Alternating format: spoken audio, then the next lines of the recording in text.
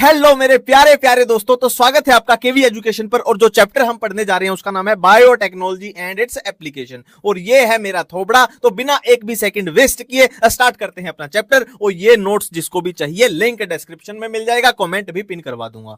ये देखो भाई, हैंड राइटिंग देखो मेरी, ऐसा लग रहा है कि टाइपिंग करवाया हुआ है। वाह वाह वाह वाह वाह, क्या बात है। चैप्टर स्टार्ट करने से पहले चैप्टर के नाम का मतलब समझ लेते हैं। बायोटेक्नोलॉजी एंड इट्स एप्लीकेशन मतलब बायोटेक्नोलॉजी की एप्लीकेशन कहां कहां है, बायोटेक्नोलॉजी का यूज कहां कहां पर हो रहा है, वही बातें हैं। तो भाई ये थ्योरेटिकल सी बातें हैं, इसमें कुछ याद करने का नहीं है कि बायोटेक्नोलॉजी का यूज कहां कहां पे हो रहा है। अपनी मेडिकल इंडस्ट्री में कि डिजीज की डायग्नोसिस है, या फिर ड्रग्स व्रग्स बनाने में वहां पे यूज हो रहा है, एग्रीकल्चर में यूज हो रहा है, प्रोसेस्ड फूड में यूज हो रहा है, और क्या एनर्जी प्रोडक्शन में, वेस्ट ट्रीटमेंट में, है ना। हर जगह पे बायोटेक्नोलॉजी का आपको यूज मिल जाएगा। ठीक है, वही इस चैप्टर में हम पढ़ने वाले हैं कि कैसे यूज हो रहा है, कहां पे यूज हो रहा है। तो पहला अपना टॉपिक क्या है कि बायोटेक्नोलॉजी का एग्रीकल्चर में, खेती में कैसे यूज हो रहा है, वो बातें की गई हैं। कि 3 option that can be thought for increasing food production, कि अगर आपको फूड प्रोडक्शन बढ़ानी है तो क्या क्या हम सोच सकते हैं। Agrochemical based agriculture, organic agriculture, genetically engineer crop based agriculture. ये अपने को, ये इंटरेस्ट है अपने को इस चैप्टर में, है ना। जेनेटिकली इंजीनियरिंग अपने को इस चैप्टर में बायोटेक्नोलॉजी में करनी है। ठीक है, तो देखो जेनेटिकली मॉडिफाइड ऑर्गेनिज्म, जिसकी क्या है जीएमओ, जीएमओ की ये फुल फॉर्म है। अब यूजफुल है इन मेनी वेज, मतलब क्या है कि ऐसा ऑर्गेनिज्म जो जेनेटिकली मॉडिफाई किया गया है। क्यों किया गया है, जाहिर सी बात है, उसकी जो गुणवत्ता है, उसकी कुछ क्वालिटी बढ़ाने के लिए ही हम उसमें मॉडिफिकेशन कर रहे हैं ना। तो क्वालिटी उसकी बढ़ गई है। क्वालिटी बढ़ने से क्या क्या फायदे हमें हो सकते हैं कि एबायोटिक स्ट्रेस, मतलब खेती में अगर बहुत ज्यादा ठंड हो गई या सोल्टी कंडीशन है, सूखा पड़ गया है, बहुत ज्यादा गर्मी होगी, तो उसको झेलने के वो काबिल हो गई, है ना। हमने अपनी क्रॉप को झेलने के काबिल बना दिया, है ना। यही तो, इसीलिए तो मॉडिफिकेशन कर रहे हैं कि कुछ फायदा हो जाए। पेस्ट रेजिस्टेंस, है ना, कीड़े मकोड़ों से बचाने के लिए ये हमने उसको, है ना, अच्छा काबिल बना दिया। Reduce post harvest loss, post harvest loss कम से कम हो, इस काबिल बना दिया, है ना। इसीलिए तो मॉडिफिकेशन कर रहे हैं। Increased efficiency of mineral usage by plant, है ना, मतलब सॉइल में जितने मिनरल्स हैं उसको यूज करने की प्लांट्स की हमने एफिशिएंसी बढ़ा दी, है ना। तो अल्टीमेटली होगा क्या, ये सब अगर हम ठीक दे कर देंगे, अल्टीमेटली फूड प्रोडक्शन बढ़ जाएगी। ठीक है, enhance nutritional value of food, जैसे गोल्डन राइस है जिसमें विटामिन ए की मात्रा बढ़ गई है, कि उसमें फूड में हमने न्यूट्रिशन भी बढ़ा दिया। तो ये फायदे हैं भाई जो हम बायोटेक्नोलॉजी का यूज करके कर सकते हैं। देखो नेक्स्ट अपने टॉपिक का नाम है टिश्यू कल्चर। टिश्यू कल्चर क्या है, देखो मान लेते हैं मेरे पास ये एक प्लांट था, ये मेरे पास एक प्लांट है। ठीक है, अब मैंने क्या किया, इस प्लांट का ये छोटा सा टुकड़ा मैं तोड़ के ले गया, इस टुकड़े को तोड़ के ले गया और मैं अपनी लेबोरेटरी में ले आया, लैब में ले आया। लैब में मेरे पास क्या थी, टेस्ट ट्यूब थी। टेस्ट ट्यूब के अंदर मैंने छोटा सा जो प्लांट का टुकड़ा तोड़ के लाया था इसमें डाल दिया।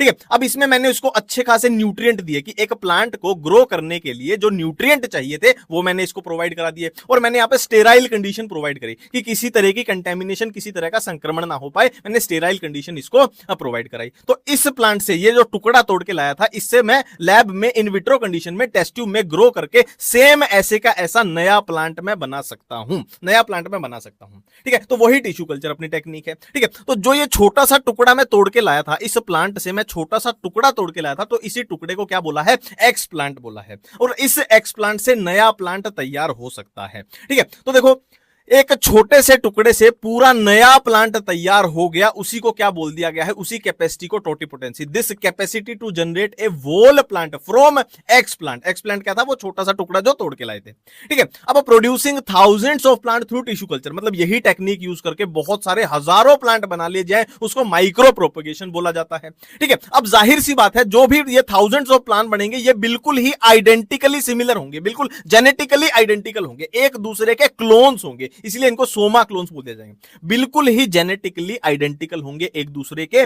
जिनको सोमा क्लोन्स बोल दिया जाएगा। क्लोन्स मतलब एक दूसरे के बिल्कुल आइडेंटिकल हैं। ठीक है, अब देखो इसका यूज कहां कर सकते हैं हम, कि कोई डिजीज वाला प्लांट है, इस प्लांट में मान लीजिए वायरस का इंफेक्शन था, तो इस वायरस वाले, डिजीज वाले प्लांट से हमें क्या चाहिए, हेल्दी प्लांट चाहिए। तो कैसे प्रोड्यूस करेंगे, मान लेते हैं ये एक प्लांट है, ये एक प्लांट है और इसके अंदर वायरस का इंफेक्शन है। ठीक है, अब देखो ये जब प्लांट ग्रो करेगा तो इसकी टिप पे क्या होगा, मेरिस्टम होगा। मेरिस्टम आगे डिवाइड करेंगी मेरिस्टमेटिक सेल, फिर आगे डिवाइड करेंगी, ऐसे इस प्लांट की लेंथ वेंथ सब बढ़ती जाएगी। ठीक है, तो हम क्या करेंगे, जब ये मेरिस्टम डिवाइड करके नई सेल बनी है, तो नई सेल बनते ही हमने नई वाली सेल निकाल दी। कि मान लेते हैं इस प्लांट में वायरस का इंफेक्शन था, बट ये सेल तो अभी अभी नई बनी है, मतलब इसमें इंफेक्शन नहीं है, तो हमने बिना इंफेक्शन की सेल निकाल दी। अब टिश्यू कल्चर का यूज करके इस वाली सेल से, इस वाले पार्ट से हम नया प्लांट बना लेंगे। तो ये नया प्लांट जो बना है इसमें डिजीज बिल्कुल भी नहीं है, क्योंकि हमने वायरस फ्री हमने पार्ट लिया था। तो वही बात यहां पर की गई है। ठीक है, अब एक आएगी सोमेटिक हाइब्रिडाइजेशन। इसमें क्या होता है, एक प्लांट था ए, एक प्लांट था बी, हमने एक ए का प्रोटोप्लास्ट लिया, एक बी का प्रोटोप्लास्ट लिया, दोनों के प्रोटोप्लास्ट को क्या करवा दिया,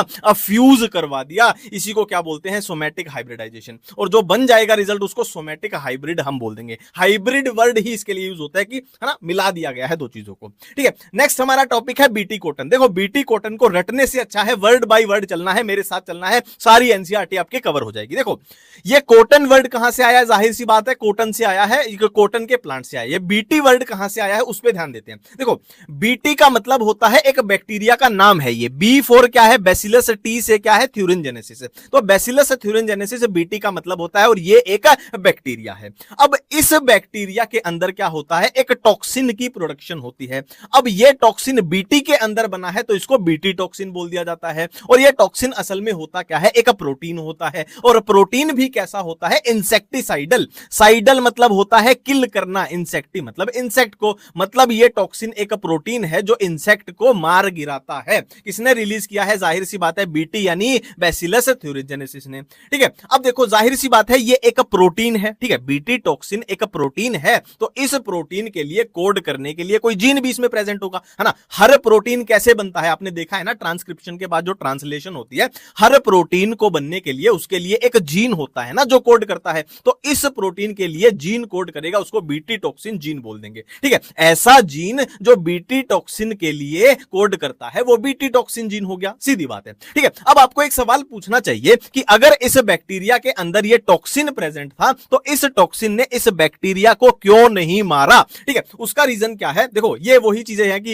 ये हमने देख लिया कि बीटी टॉक्सिन इंसेक्ट को मारता है, कौन से इंसेक्ट को मारता है उनके नाम बता दिए कि ये इंसेक्ट को मार सकते हैं। ठीक है, अभी अपना सवाल क्या है कि जो टॉक्सिन है वो बैक्टीरिया को क्यों नहीं मारता है ना, उसका हम जवाब देने जा रहे हैं। देखो जो बैक्टीरिया के अंदर जो टॉक्सिन जो बनता है ना वो इनएक्टिव फॉर्म में होता है, उसको प्रोटॉक्सिन बोलते हैं। देखो प्रो इंसुलिन भी आगे आएगा, प्रो का मतलब है इमेच्योर है, प्रो का मतलब है इमेच्योर है। ठीक है, तो वो इनएक्टिव फॉर्म में है, वो प्रोटॉक्सिन की तरह प्रेजेंट है, वो क्रिस्टल की तरह प्रेजेंट है ना। क्रिस्टल क्यों बोल रहा हूं मैं, जैसे ही ये सोल्यूबल हो जाएगा, क्रिस्टल होती है हार्ड स्ट्रक्चर, जैसे ही ये सोल्यूबल हो जाएगा ये एक्टिव हो जाएगा। तो बैक्टीरिया के अंदर ये इनएक्टिव फॉर्म में है, प्रोटॉक्सिन की फॉर्म में है, क्रिस्टल की फॉर्म में है। ठीक है, अब जैसे ही ये इंसेक्ट के अंदर जाएगा, जैसे ही ये टॉक्सिन इंसेक्ट के अंदर जाएगा तो इंसेक्ट के गट में जो पीएच है वो एल्कलाइन है, तो उस एल्कलाइन पीएच की वजह से जो क्रिस्टल थे टॉक्सिन के वो सोल्यूबलाइज्ड हो जाएंगे और जो इनएक्टिव टॉक्सिन था वो एक्टिव टॉक्सिन में बदल जाएगा। अब ये एक्टिव टॉक्सिन क्या करेगा, ये इंसेक्ट के गट में था तो इंसेक्ट के गट में ये क्या करेगा, उसकी एपिथेलियल सेल के साथ बाइंड कर जाएगा।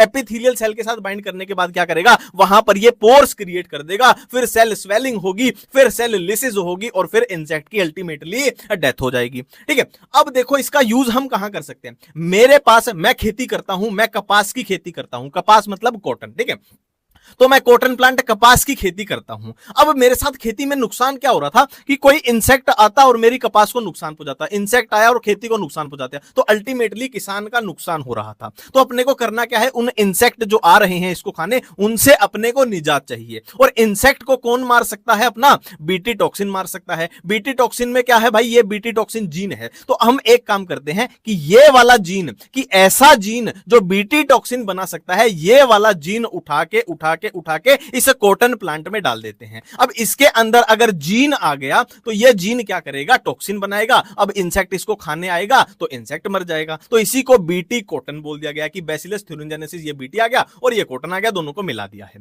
ठीक है, अब देखो जीन भी अलग अलग टाइप के होंगे, ऐसा तो नहीं है एक ही जीन है, अलग अलग टाइप के जीन होंगे जो अलग अलग टाइप के इंसेक्ट को कंट्रोल करेंगे, अलग अलग टाइप के। ठीक है, जैसे क्राई1AC है, क्राई2AB है, कॉटन बोलवॉर्म को ये कंट्रोल करेगा। इसकी ट्रिक देखनी है तो यूट्यूब पे लिख देना कि क्राई जीन की ट्रिक केवी एजुकेशन। ठीक है, क्राई1AB है, कॉर्न बोरर को कंट्रोल करेगा। ठीक है, अब देखो अपने चैप्टर में बीटी कॉटन के बारे में तो ये पूरा डिटेल में दिया हुआ है, बट और भी ऐसे प्लांट है जो इस टेक्निक से बनाए गए हैं, जैसे बीटी कॉर्न भी है, राइस भी है, टोमेटो है, पोटैटो है और सोयाबीन है। ठीक है, नेक्स्ट हम देखने वाले हैं आरएनए इंटरफेरेंस। मैं फिर से बोल रहा हूं, मेरे साथ साथ रहना, सारी चीजें आपको समझ में आ जाएंगी। ठीक है, देखो भाई कोई तंबाकू की खेती करता है कोई किसान, ठीक है, तंबाकू की कोई किसान खेती करता है। अब उसको नुकसान क्या हो रहा है कि एक निमेटोड है, इसको हिंदी में बोले तो कीड़ा है, एक कीड़ा है मिलोइडी एपिगिनी इनकोग्निशिया। ये क्या करता है, इस तंबाकू प्लांट की रूट्स को इन्फेक्ट कर देता है। इन्फेक्शन करेगा तो नुकसान होगा, तंबाकू प्लांट का नुकसान होगा तो किसान का नुकसान होगा। तो अल्टीमेटली अपने को इससे क्या चाहिए, छुटकारा चाहिए। ये जो निमेटोड है इससे छुटकारा चाहिए। इससे छुटकारा कैसे पाएं?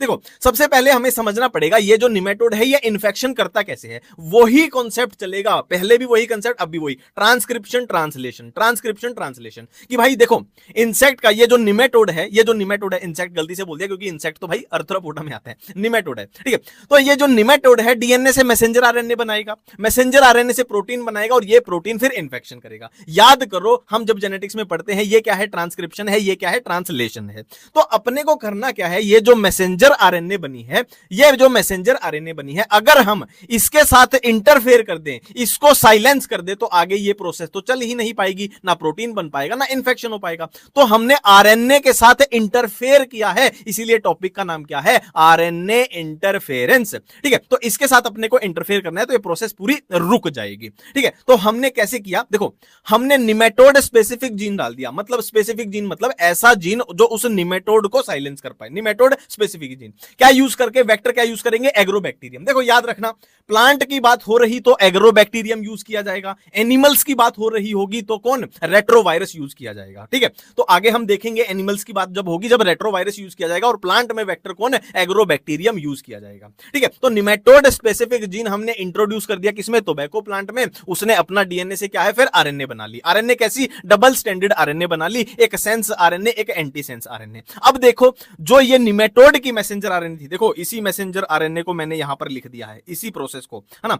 तो निमेटोड की जो मैसेंजर आरएनए थी, ये वाली आरएनए जो उसने बनाई है, किसने बनवाई है, निमेटोड स्पेसिफिक जीन ने। ये आरएनए इसके साथ बाइंड कर जाएगी और इसको क्या है, ये साइलेंस कर देगी, इसके साथ इंटरफेयर करके इसको साइलेंस कर देगी। मतलब ये मैसेंजर आरएनए अगर साइलेंस होगी तो प्रोटीन बन ही नहीं पाएगा, इंफेक्शन हो ही नहीं पाएगा, तो अपना काम हो गया, ट्रांसलेशन हो ही नहीं पाएगी, तो आगे बीमारी, इंफेक्शन होगा ही नहीं, ठीक है। नेक्स्ट अपना टॉपिक है कि एप्लीकेशन इन मेडिसिन में आ गया। अभी तक हम एग्रीकल्चर पढ़ रहे थे कि बायोटेक्नोलॉजी का यूज एग्रीकल्चर में कहां हुआ, अब हम आ गए हैं कि मेडिसिन में कहां यूज होता है। इसमें सबसे प्यारा टॉपिक आता है अपना कौन सा, जेनेटिकली इंजीनियर्ड इंसुलिन। इंसुलिन का यूज आता है। देखो, किसी इंसान में इंसुलिन की डेफिशिएंसी हो गई, कमी हो गई, तो उसका ब्लड ग्लूकोज जो है हाई हो जाएगा। उसी बीमारी को क्या बोलते हैं, डायबिटीज मेलाइटस बोलते हैं। आपने सुना भी होगा डायबिटीज के मरीजों को क्या चाहिए, इंसुलिन चाहिए। अब इंसुलिन के चाहिए, है ना, इंजेक्शन लगाते हैं। जो डायबिटीज के मरीज होते हैं ना, उनको इंसुलिन का इंजेक्शन देते हैं। अब डायबिटीज के मरीज इतने ज्यादा है तो इंसुलिन अच्छा खासा चाहिए, ठीक है। तो इंसुलिन कहां से निकाला जाता था पहले, अर्लियर, पहले कहां से निकाला जाता था,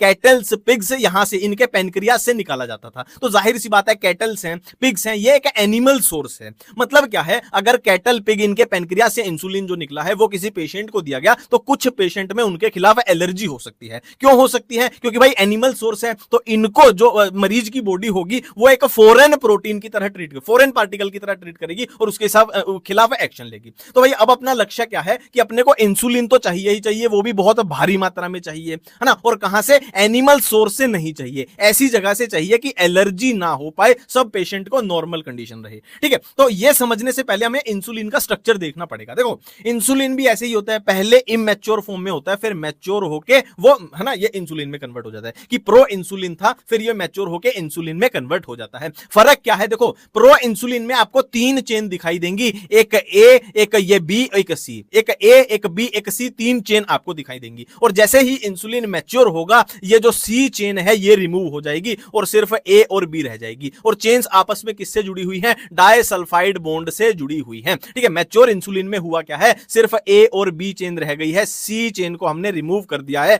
और प्रो इंसुलिन में तीनों चेन थी, ठीक है। अब जो अपने को इंसुलिन चाहिए वो चाहिए मैच्योर फॉर्म में। ये अपना टास्क है कि अपने को इंसुलिन जो चाहिए वो ये वाला चाहिए। ये कैसे बनाए, ठीक है। तो ये कैसे बनाए, तो एक अमेरिकन कंपनी थी जिसका नाम था एली लिली। 1983 में उसने क्या किया कि ए चेन को अलग से बना लिया, बी चेन को अलग से बना लिया, फिर बाद में दोनों को डाइसल्फाइड बॉन्ड से जोड़ दिया और ये इंसुलिन तैयार हो गया और इसको लार्ज स्केल पे मार्केट में प्रोवाइड करा दिया गया, ठीक है। उन्होंने वेक्टर क्या यूज किया था, पीबीआर 322 होस्ट क्या यूज किया था, ई कोलाई उन्होंने यूज किया था और इस तरीके से प्रॉब्लम सॉल्व हो गई, ठीक है। ये बात कुछ एनसीईआरटी में लिखी गई है कि बायोटेक्नोलॉजी का यूज करके कितनी टाइप की ड्रग्स बनाई जा चुकी हैं, कि 30 रिकॉम्बिनेंट और ये सब बना के। और इंडिया की बात करें तो 12 ऐसी हैं जो बीइंग मार्केट, मतलब मार्केट में अवेलेबल हैं। नेक्स्ट अपना टॉपिक है जीन थेरेपी। देखो, जीन थेरेपी का मतलब समझते हैं जीन थेरेपी होती क्या है। देखो, किसी भी बच्चे के अंदर, एम्ब्रियो के अंदर कोई जीन है जिसमें खराबी आ गई है। देखो, जाहिर सी बात है, आपके पास बाइक है, गाड़ी है, उसका कोई पार्ट खराब हो गया है, तो आप क्या करोगे, उस पार्ट को रिप्लेस करवा लोगे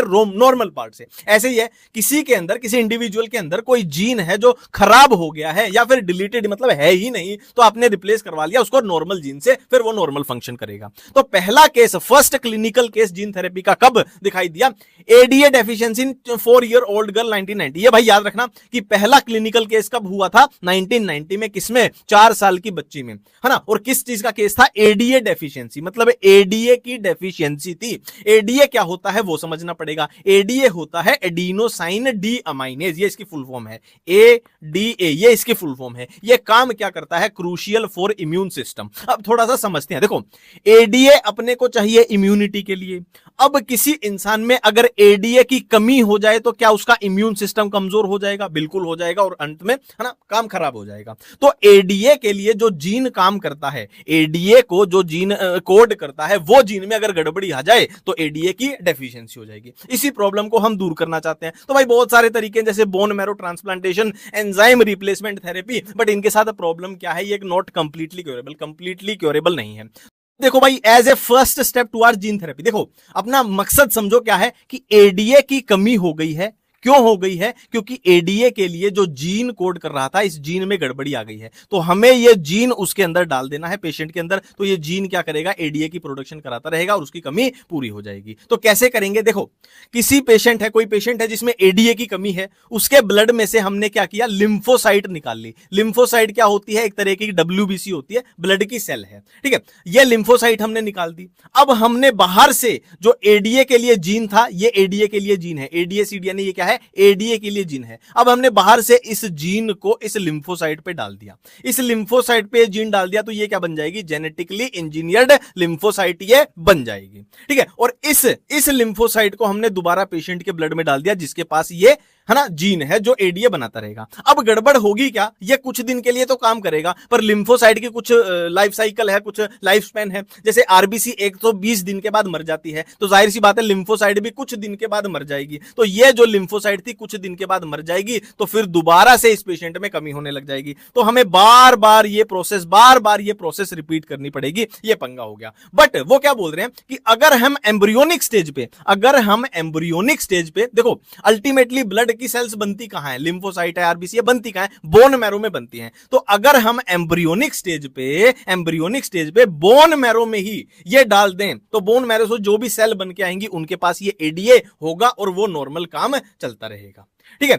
लास्ट अपना टॉपिक है भाई इस चैप्टर का, लगभग लास्ट है, ट्रांसजेनिक, फिर ये एथिकल इशू, बायोपेरेसी, तो छोटे छोटे टॉपिक हैं, ठीक है। तो ट्रांसजेनिक एनिमल्स क्या होते हैं? जिनका डीएनए मैनिपुलेट किया जाता है। क्यों मैनिपुलेट किया जाता है? कि कोई एक्स्ट्रा फॉरेन जीन है उसको एक्सप्रेस करवाने के लिए, ठीक है। तो ट्रांसजेनिक एनिमल्स कौन से? ट्रांसजेनिक रैट्स बनाए गए, rabbits, pig, sheep, cows, fish, ये सब बनाए गए, है ना। अब बेनिफिट्स क्या है? जाहिर सी बात है, ट्रांसजेनिक एनिमल्स का हम यूज क्या करने चाहते हैं कि हम चीजों को देखना चाहते हैं, उनका रिजल्ट देखना चाहते हैं, ठीक है। अब देखो भाई, हैंड राइटिंग गजब की भाई, वाह वाह वाह वाह, फिर से तारीफ कर देते हैं खुद की, ठीक है, ओके।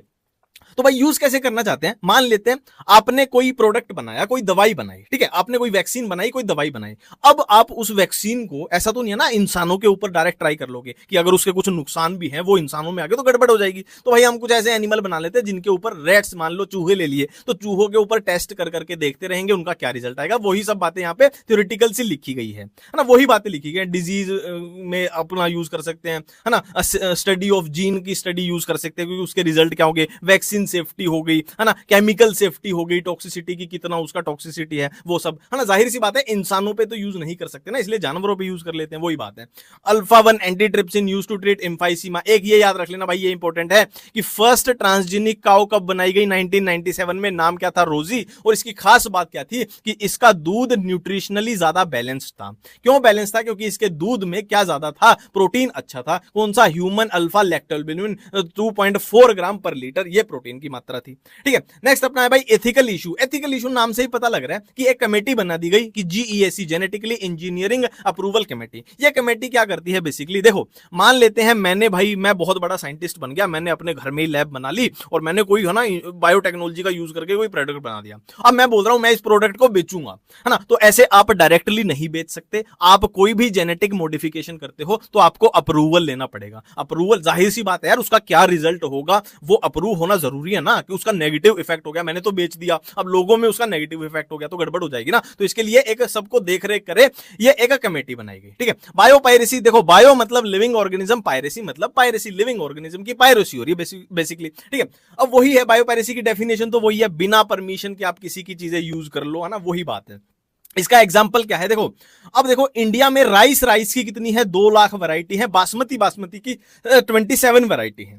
ठीक है, अब हुआ क्या, जैसे अपने को भी पता है कि जैसे हल्दी है, नीम है, बासमती राइस है, ये इंडिया की ही वैरायटी है। अब हुआ क्या, 1997 में एक अमेरिकन कंपनी में इनके ऊपर पेटेंट ले लिया कि ये हमारी वैरायटी है, तो वो ठीक बात नहीं है ना। पर इसीलिए ये सिस्टम बनाया गया कि जिसकी भी जो वैरायटी है उसके ऊपर पेटेंट ले लो भाई कि ये हमारी है, ताकि दूसरा उसको क्लेम ना कर पाए, वो चीजें हैं। ठीक है, तो कुछ इस तरीके से हमने चैप्टर निपटा दिया। थैंक यू, धन्यवाद।